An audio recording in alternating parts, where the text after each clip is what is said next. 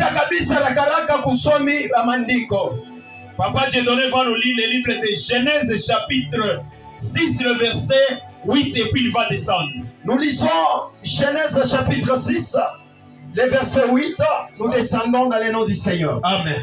Mais Noé trouva grâce aux yeux de l'Éternel. Écoutez bien la lecture, parce que c'est ici que l'introduction commence. Mais Noé trouva grâce aux yeux de l'Éternel. Asema Noa akapata neema kumacho ya Mungu. Voici la postérité de Noé. Natazama uzao ya Noa. Noé était un homme juste. Noe alikuwa mtu mwenye haki et intègre dans son temps. na mtu ule alikuwa kumchunga Mungu mwile wakati yake. Noé marchait avec Dieu. Noe alikuwa anatembea pamoja na Mungu. Noé engendra 3 fils. Noe akazala watoto watatu. Sem, Cham, Japhet. na Japhet.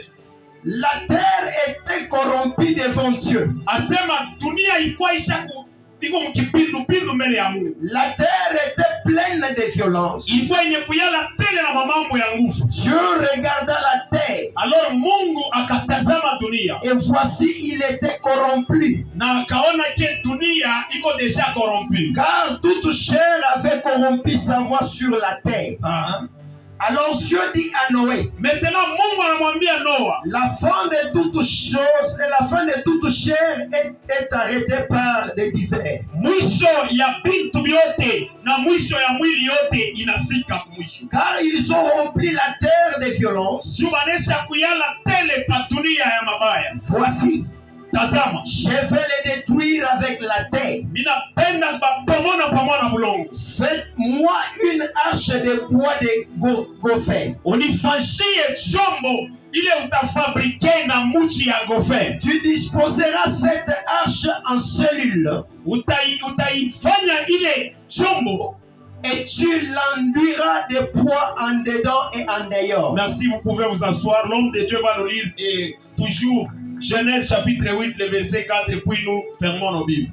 Nous allons lire Genèse 8, le verset 4. Nous lisons la parole du Seigneur. Amen.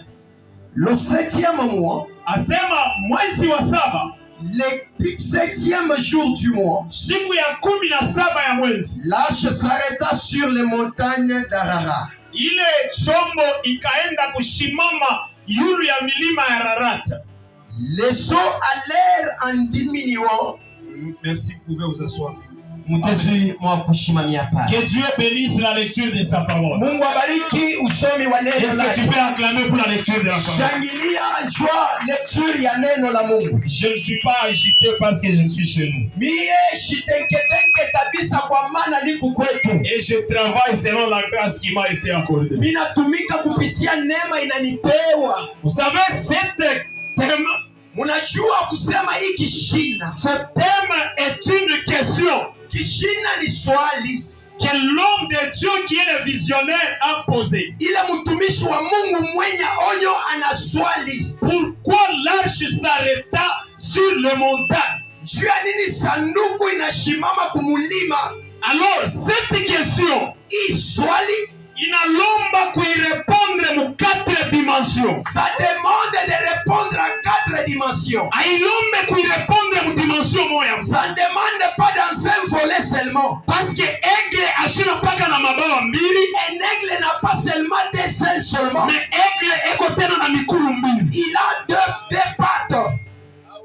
Amen. Amen. Alléluia. Amen. En d'autres termes, mukusema kwingine, Jésus anamwambia Nathanael na Philippe. Jésus a dit à Nathanael et Philippe, désormais bantu bataona bamalaika beko na panda. Désormais les gens verront les anges monter na beko na shuka et des anges qui descendent yulu ya mwana wa mtu au-dessus des fils de l'homme. Oh, bale bamalaika, les anges kama balikuya bakumbingu, s'ils étaient juste du ciel, balipasha kwanza mouvement yulu. Ils devraient commencer le mouvement juste là-bas. Banashuka chini en descendant, kisha banapanda tena yulu. Ils pouvaient monter encore. Mais bale bamalaika, les anges en question, abanzie yulu, ils n'ont pas commencé. Unipe quelques minutes, dans 15 minutes je termine. Donne-moi 15 minutes, quelques minutes, je termine. Mais bale bamalaika, les anges en question, beko nanzia chini, commence en bas. banapanda ku échelle, Il monte sur l'échelle. kisha banashuka ku échelle. Il descend sur l'échelle. C'est-à-dire interprétation ya hii terme L'interprétation de ces thèmes, inabeba au moins 4 volets. ça nous prend 4 volets. Première dimension, La première dimension, inatubeba mu volet ya révélation. ça doit nous prendre dans le volet de la révélation. Deuxième dimension, La deuxième dimension, réponse ya inatubeba mu volet ya prophétie. oh, sa réponse est en train de nous prendre dans le volet de la prophétie. Ya tatu, Troisième dimension, c'est dans la connaissance. c'est la connaissance. Ya 4, Le quatrième, c'est dans la doctrine. la doctrine. Maintenant, nous, Si, nous sommes les anges. Tukuba Malaika, Tunapanda ku parole. nous sommes en train de monter sur la parole. Parce que ite, Ce thème en question, c'est une chaîne. ni Mungashi, Il est millier n'apôtre Benjamin. que moi et apôtre Benjamin, Tutapanda hii semaine. que nous allons monter, Mais malgré on peut monter. malgré tout à panne, Hatutabakiria yu. nous n'allons pas rester toujours en haut. Tunapanda yu. Nous allons monter Mu prophétie na mu dans révélation. la prophétie, dans la révélation. Na mu kushuka kwetu. Et lorsque nous allons atterrir, Tunashuka mu connaissance na mu esprit. nous allons atterrir dans la connaissance et dans la doctrine. Est-ce que quelqu'un peut me donner un amen? Mtu atalipa mina, Le thème c'est une question. kishina ni swali. Tu as nini arche? Pourquoi l'âge Shirikana yulu ya milima. était positionné juste au-dessus de la montagne? Alors, avant de commencer à donner des réponses, Kabla ya kwanza kuleta majibu, il faut d'abord expliquer qu'est-ce que l'arche. tuanze kufanunisha sanduku ni nini. Parce que aina arche yote, Ce n'est pas toute arche ile iko appelé à kwenda yulu ya milima. qui est appelée à monter au-dessus de la montagne. Alléluia. Amen. Alors, on est là Tukupali pour expliquer twa kufanunisha qu'est-ce que l'arche. sanduku ni nini. Amen. Amen. Alléluia. Amen. Donne-moi un bon amen. Alléluia. Amen. Amen. Amen. Est-ce que quelqu'un peut encore acclamer très Mtu bien? atashangilia mzuri. Amen. Amen. Asema hii arche Cette arche ya Noé, de Noé, avant de vous donner la réponse, kabla ya kunupatia jibu, il faut d'abord vous expliquer l'importance de l'arche. tunyonyeshe namna gani ya safina. Qu'est-ce que l'arche? Safina ni nini? Amen. Amen. Alors, Mungu aliona patunia Dieu a vu sur la terre, bantu banenda nje ya mapenzi ya Mungu. les gens sont partis en dehors de la volonté de Dieu. Mungu anabeba decision Dieu a pris la décision ya kuelimine bantu d'éliminer les hommes pamoja na bulongo. ensemble avec la terre. Maintenant, Mungu anatrouve mwaki moya. Dieu a trouvé juste en lui. Amen. Amen. Wakati Mungu anapata mtu mwenye haki, Lorsque l'Éternel a trouvé une personne intègre, a cause ya mtu alikuwa kumchunga Mungu. à cause de la personne qui avait gardé Dieu, Shikanyambia mtu moja, laisse-moi dire à une personne, malgré le temps difficile, malgré que wakati kunguvu, mais kuko bantu wale basha kumchunga il Mungu. y a des gens qui ont gardé Dieu. Amen. Amen.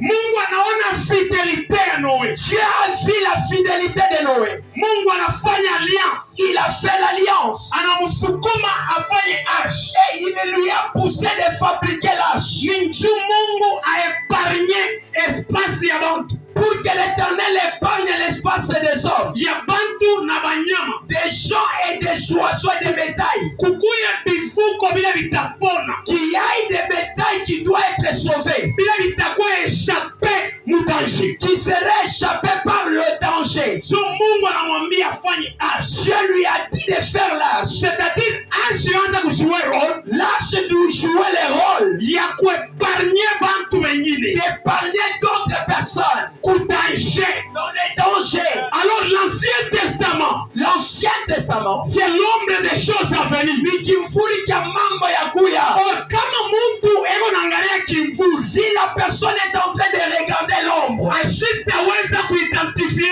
mtu. il ne doit plus mériter d'identifier la Mais personne. kama mtu anaangalia mtu, Si l'homme regarde l'homme, hawezi kuidentifie kimvuli. Il peut identifier l'ombre. Mais si tunaidentifie kimvuli, Mais nous identifions l'ombre parce que tuliona muntu. parce que nous avons vu une personne.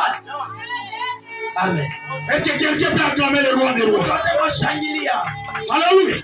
Amen. Si tu l'as identifié, Nous avons identifié l'ombre des choses à venir, l'ombre des choses à venir. parce que nous avions vu la personne en question. Kwa maana tunaona mtu mbushima bwake. Mungu anamwambia Noe, Tu as dit à Noé, hii arshi unayenga, l'arche que tu es en train de construire, ninapenda kuepargne bantu j'aimerais épargner des hommes kuma danger ile unakuya. dans des dangers à venir. Ile evenement ya mvula, L'événement de la pluie, ni evenement ile ilikuwa yafanyika c'est l'événement il n'a jamais vu depuis la création. depuis la création. C'est-à-dire le même événement, Il est événement moya moya tant qu'il ilikuwa yafanyika, tel que ça n'était pas encore vécu. même à l'arrivée du Fils de l'homme, Hata mukuya kwa mwana wa mtu, itakuwa ni premier événement. ça serait un premier événement Ile bantu wataona mudunia, que beaucoup de gens doivent voir sur le monde. bantu wamechike. Les gens n'acceptent pas. Pourquoi?